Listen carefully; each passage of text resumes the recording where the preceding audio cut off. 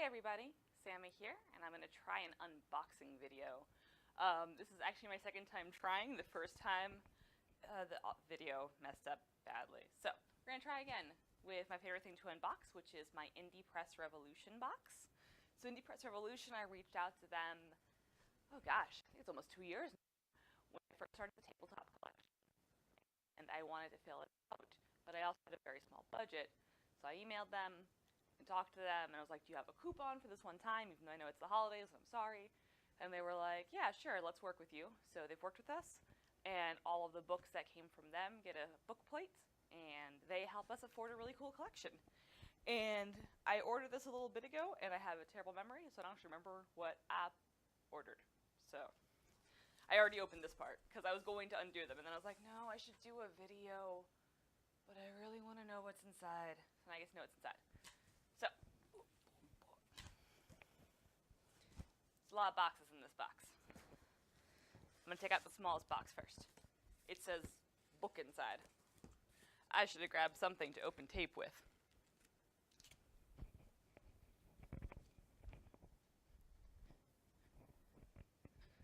Colored pencil it is. Alright. I'm going to break this pencil. You can't see what I'm... Oh, you can see the pencil. Kind of look like a crazy person. Why?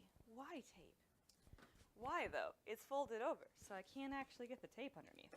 Oh, here we go. I can get it here. Okay. There we go. Don't go too far, pencil. I might need you again.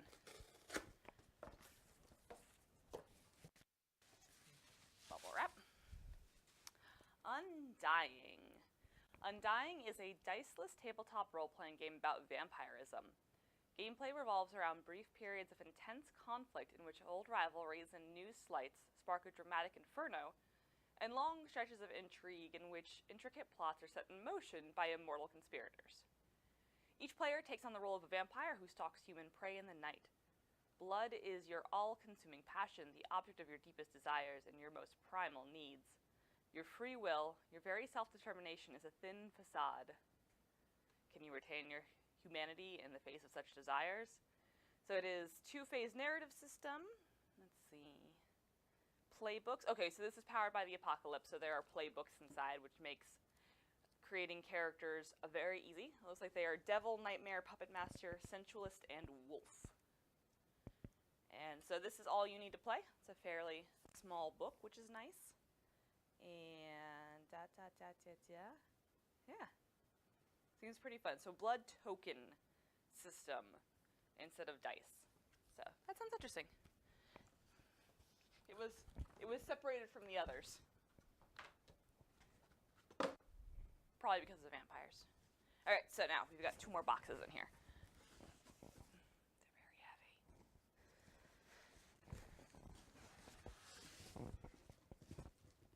Okay. Phew. Oh, goodness. All right, big box. Go away.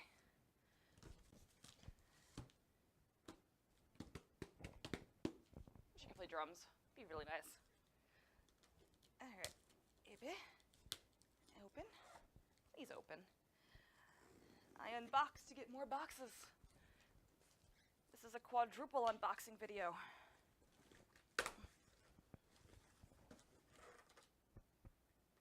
There we go.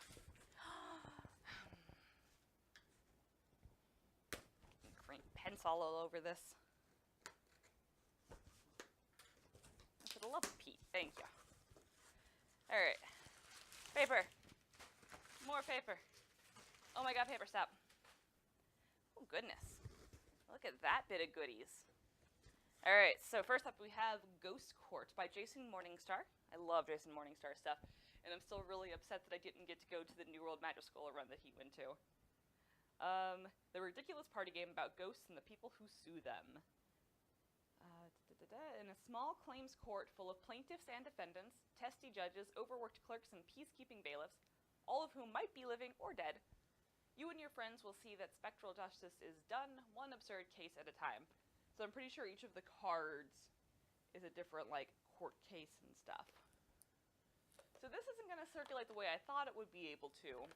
but I've got a good tabletop, like, board game collection, too. So that'll probably go in there. Follow. Slay the dragon. Cure a disease. Colonize an alien world. It's a lot for this tiny book. Pick your quest, assemble your fellowship, and then face the challenges that stand in your way. Can our characters stay united and succeed, or will our differences tear us apart? Do you follow the plan, or follow your heart?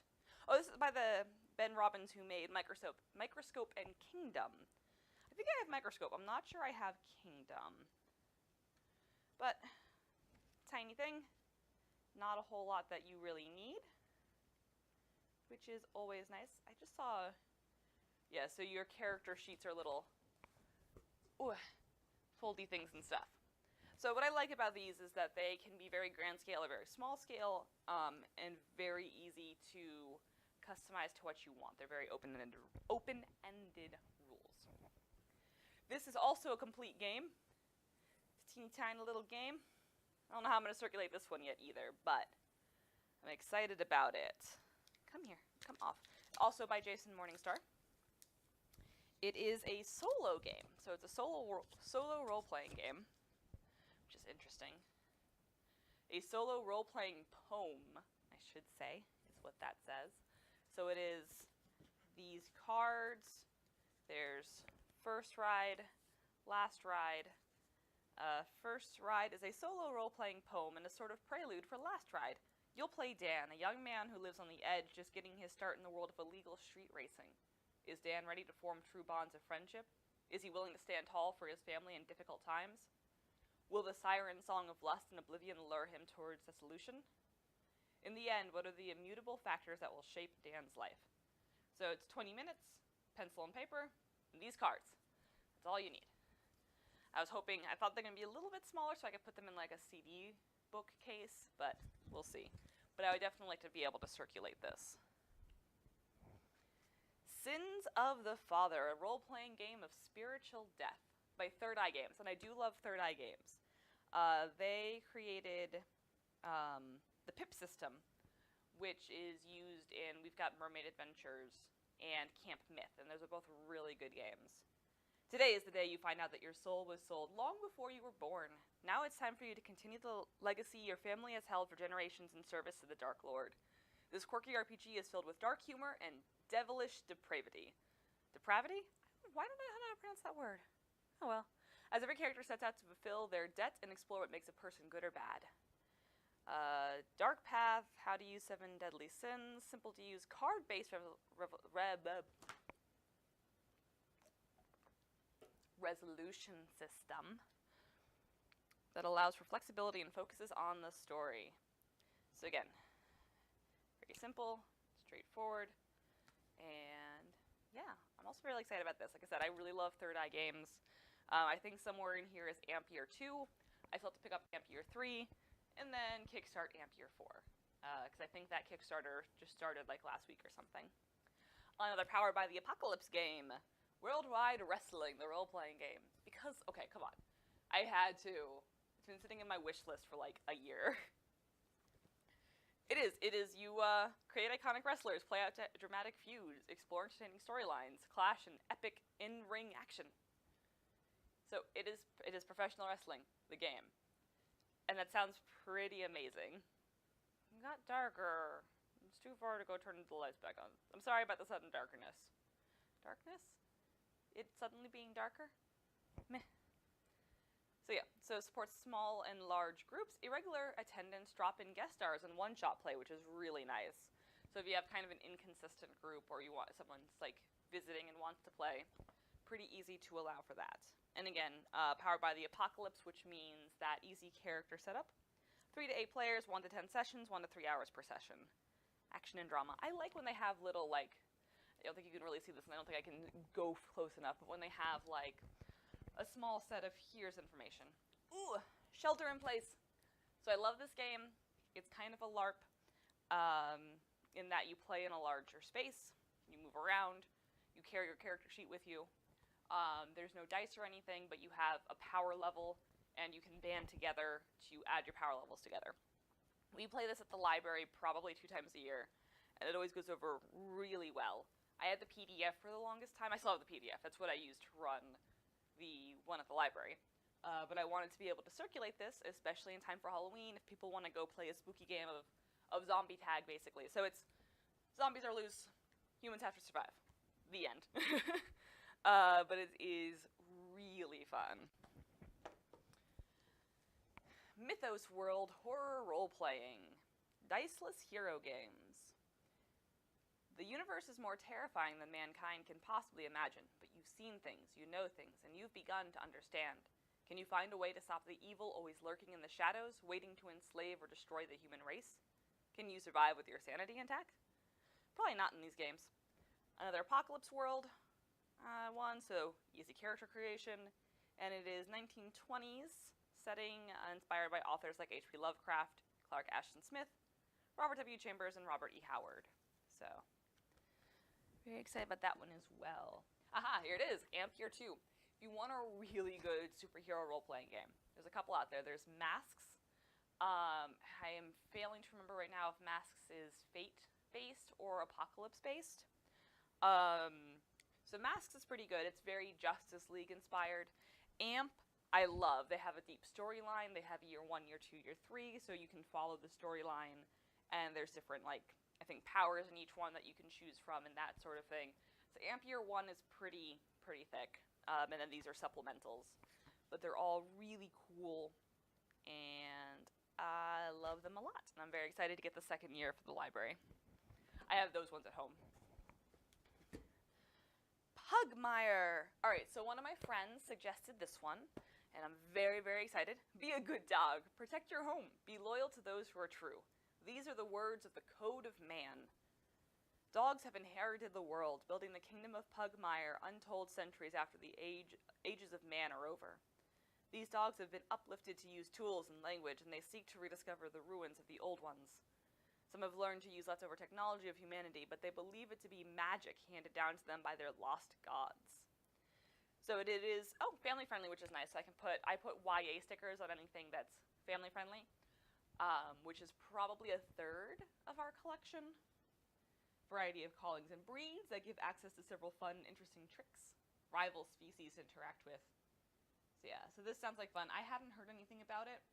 Until my friend suggested it, and I mean, look at it. It looked like a great book for the library. And it looks very nicely bound. Oh, look at that! That's nice. This is super horse shepherds. Cute. I'm excited to look through that. Alright. Wearing the Cape, the role-playing games. Okay, so here's another superhero one. So the other one, I imagine, must be powered by the... Yes, it is powered by the Apocalypse. But I knew there was also a Fate one, that was superheroes. So capes is a word used for superheroes in this world. And the world we knew ended with the event and the appearance of hundreds, thousands of superhuman individuals, ordinary men and women empowered in the blink of an eye, between one breath and the next, transformed or given extraordinary gifts. So, you can play a superhero, and it's the kind of the usual, you know, are superheroes bad, are superheroes good, even if they're using their power for good, should they be outside of the law, and all that jazz. But with lots of fun Fate system stuff. It looks like it's going to be a bit more intense than Fate Core, but less intense than Dresden Files, is what I would guess based on this book. Love Dresden Files, by the way. Great RPG. Ooh, Gumshoe, what are you? Fear Itself, a horror game powered by the Gumshoe system. So I haven't played the Gumshoe system personally yet, but I have looked into it because I've taught someone how to play Bubble Gumshoe, which is Gumshoe but for school drama too. So Veronica Mars, Nancy Drew, Hardy Boys, that sort of thing. Plunges ordinary people into a disturbing contemporary world of madness and violence. So it is all horror genre, and it is ideal for one-shot horror games where few, if any, of the protagonists are expected to survive, or ongoing campaigns in which the characters gradually discover about the disturbing supernatural reality. Very cool. So this also has 3 sample scenarios. I like when books include a sample scenario because then it's really easy when I'm trying to suggest books to people to be like, yes, you can use this because it already has this information for you. Here's another Gumshoe book. Look at that. Cthulhu Confidential. Ooh, this one looks fun. I was not expecting a hardcover when I ordered this one. Look at that. Look at that. Very nice. Alright, so this one is one-on-one. Is one player and one game master, which I thought was an interesting, different sort of thing. Want to plunge into Lovecraftian mystery without the need for a gaming group? Want to introduce a friend or loved one to the role-playing hobby? Which will be nice. Cthulhu Confidential has come to your rescue. So it already has ready-to-play investigators, and then there's different scenarios, and different settings, and full support for creating your own one-to-one adventures, and guidance for online play. That's nice. So yeah, very excited about this Cthulhu stuff. I'm sorry, microphone. Cthulhu stuff. Camera, thank you. Start talking about Cthulhu and then everything goes wrong. Speaking of Cthulhu stuff. Trail of Cthulhu. So Cthulhu stuff's circulating really well here. So, this is also Gumshoe, but Gumshoe not one-on-one. Game group for this one. The cutting edge in investigative role-playing joins forces with the game that started it all, with spine-chilling results. So, another one where you look into the Cthulhu world and see how long you last with your sanity. Answer is probably not very long.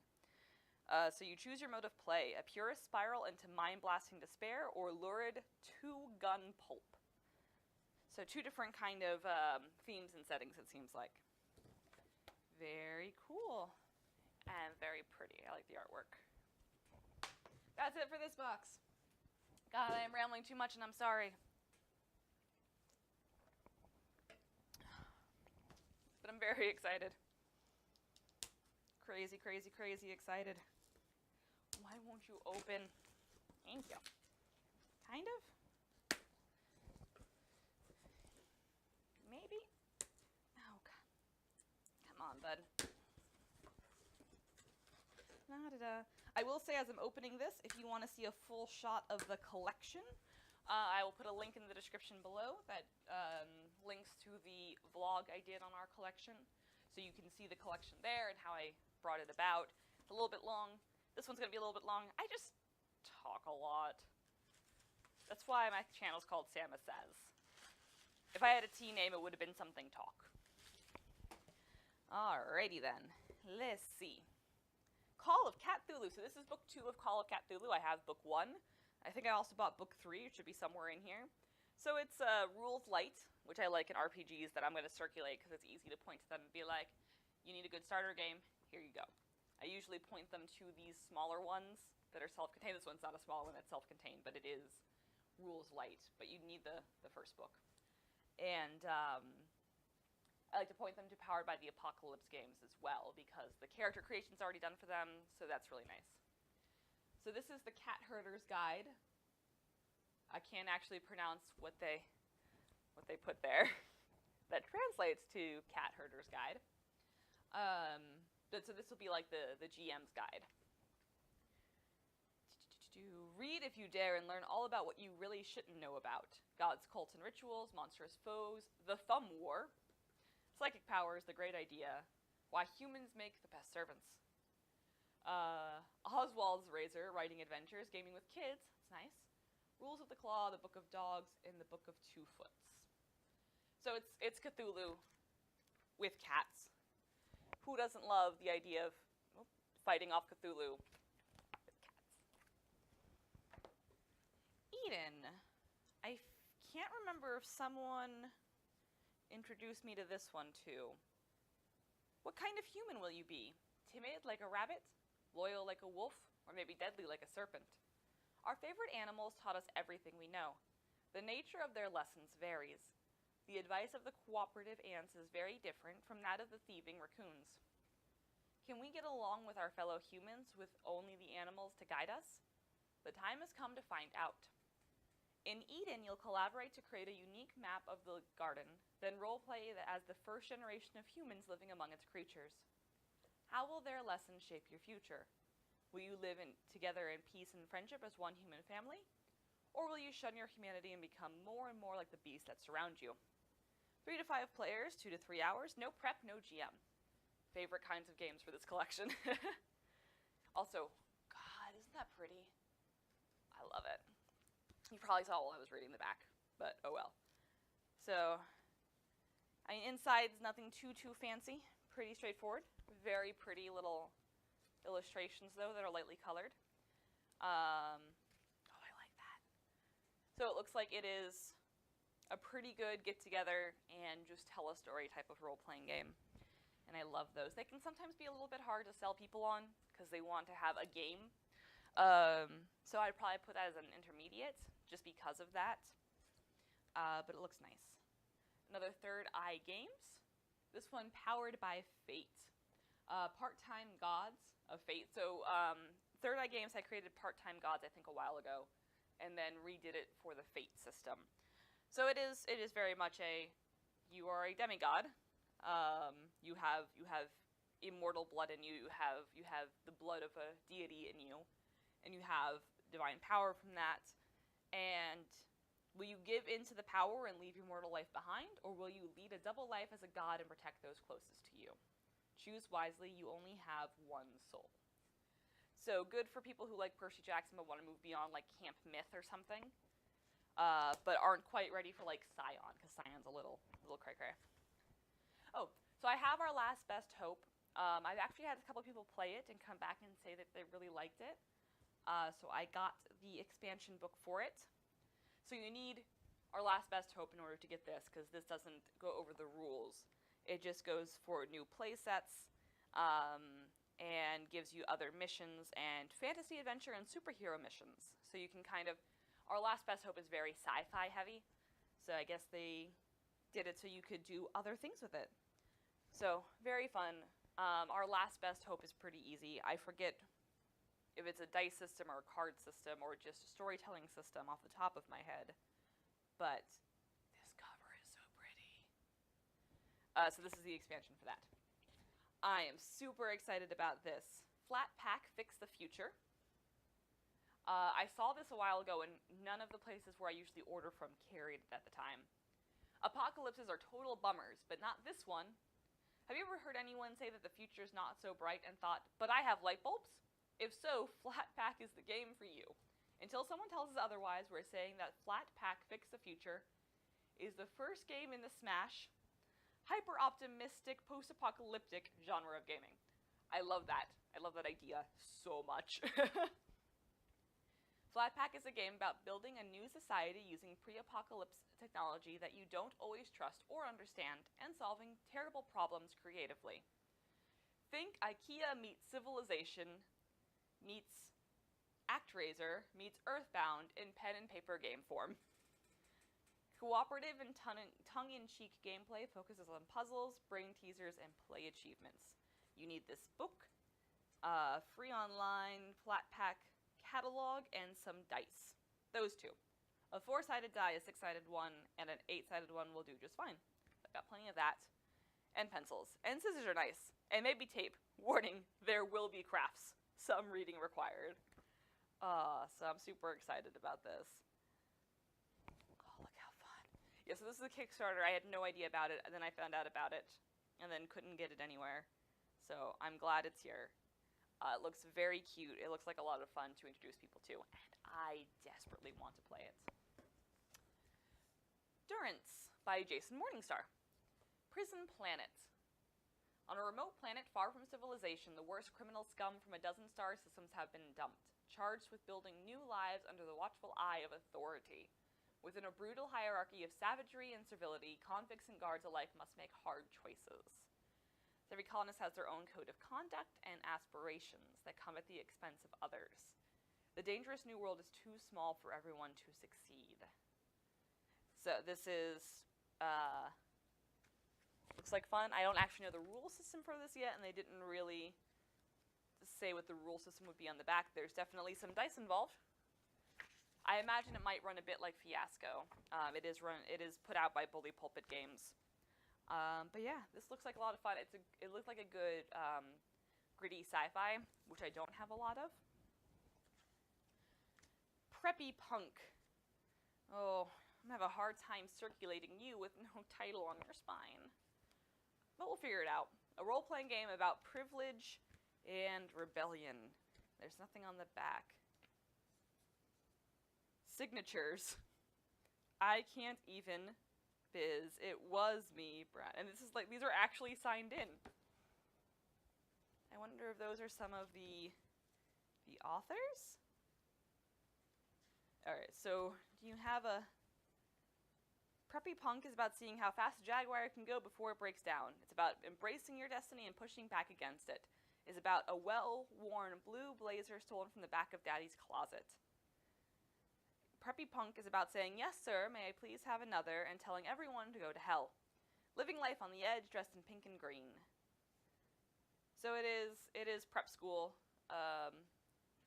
Looks a little... much inspired by Gossip Girl, has a quote about Gossip Girl in the front. Looks a little bit awkward. But definitely going to read into the rules. It looks like it's powered by Fate. 7 Rings of Knowledge Biology, yeah. So it looks like a Fate game about prep school. And trying to get into as much trouble as possible without getting into trouble. And Worlds of Cthulhu. This is the other Cthulhu book I got. So this has various settings for Cthulhu. Danger Untold and Hardships Unnumbered? Yes, that's the one. So Heroine, I never know which way to pronounce that word either, is a great role-playing game.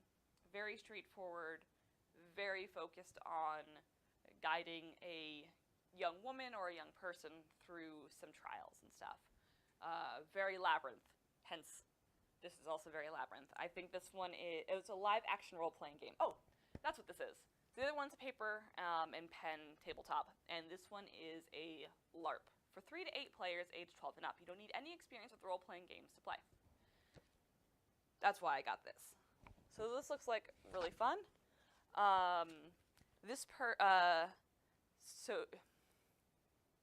Shoshana? I should know, I met this person. Sad face. They do really great stuff. And I went to New World Magiscola. I didn't get to interact a whole lot. But they seem like really great people. So yeah, look how much fun this looks like. I'm excited for that. Girls Elsewhere. So this is an anthology for that. So it's got new rules and a list of stories and inspirations. So it's an anthology of settings for the storytelling game. Very cool. All right. Nefertiti. God, you think for loving the Egyptian game when I was a kid. Nefertiti? I don't know why that doesn't sound right, but that's how it's spelled. But this is Kung Fu wire karate action meets ancient Egypt. I think that's really all that needs to be said. That's the reason I bought it. Home by Dark, a story game of hope and fear. A small band of kids find a friendly little robot with a dangerous secret. A girl hears a young boy's voice on the radio asking for help and convinces her teacher to assist in tracking him down. The players of the school soccer team find an oversized egg during practice and hide it behind the bleachers where it starts to hatch. This is a game inspired by films and series like E.T., The Goonies, and Stranger Things. You and your friends play as hopeful misfits whose lives are changed when they cross the path of an ally with extraordinary abilities. As these characters protect their unusual friend and investigate mysterious pursuers, they will make discoveries about themselves and the strange events happening in their neighborhood. It's a shared adventure that will have you and your friends feeling like you're in a Steven Spielberg film. I can't say anything today, I'm sorry. 3 to 5 players, 2 to 4 hours. Very cool looking. So definitely D6 based, but looks very straightforward with the kind of fun note card character sheet experience. I promise we're getting close to the end. A Game of Destiny, Dream Chaser, an immersive story building game by Pete Petrusha. If you could live out any story, any moment, what would you experience? Before you is the dream map, and with it, a path to destiny. We all have a purpose, a duty, a dream. Will you pursue it? Will you chase your dreams? Dream Chaser adapts to your needs, not the other way around. So this looks like fun. Let's see. Dream mapping tailors each game to what the players want to play. The guide creates any story character or challenge they need on the fly. Spend your time and attention engaging player characters and driving the story forward. Vision rules to inspire immediate players fuel future play. Collaborative character creation that empowers player creativity, spawns immersive characters, and sets them on to a mutual goal. So yeah. So it is dice and roll-based, but seems like simple rules. These look very Fate-like. I mean, which works, because it's a pretty, straightforward game. You can build things pretty easily on a Fate system. I was trying to see real quick. 2 10-sided dice of different colors. So not... Wow, that reminds me of a system, and I can't think of what it is off the top of my head. Worlds in Peril. Worlds in Peril is a collaborative role-playing game designed to bring a comic book world to life. Learn the rules to the game by reading the comic inside and follow along to create your own hero with the exact powers and abilities you want them to have. Test their limits and watch their powers expand and change as you push them to learn and grow. Go up against 2-bit villains, world-dominating masterminds, and unknowable beings from different planes of existence. Again, I like when books are putting these on the back. 2 to 7 players, 2 6-sided dice, pencils, and paper. Makes my job much easier. Where's the comic inside? Oh, hey, yeah. So that looks like fun. And it seems like a nice, easy way to kind of ease someone into these kinds of rules. Night's Black. Oh, sorry, there's more to that. Night's Black Agents, a vampire spy thriller by Kenneth Haidt, based on Gumshoe system. The Cold War is over. Bush's war is winding down. You were a shadowy soldier in those fights, trained to move through the secret world, deniable and deadly. So it looks like you were a secret agent and then found out you were working for vampires. Combining the propulsive paranoia of movies like Ronin and The Bourne Identity with supernatural horror straight out of Bram Stoker. Investigation is crucial, but it never slows down the action, which explodes with expanded options for bone-crunching combat, high-tech tradecraft, and adrenaline-fueled chases. Very fun. It looks like you just need this, another pretty nicely crafted looking rule book there. Hopefully the spine holds up. Alright, so close. Alright. I still haven't actually played 7th Sea, but I hear amazing things about them. So I got the Heroes and Villains and the Pirate Nations expansions, because I was talking to someone who works and wrote for 7th Sea.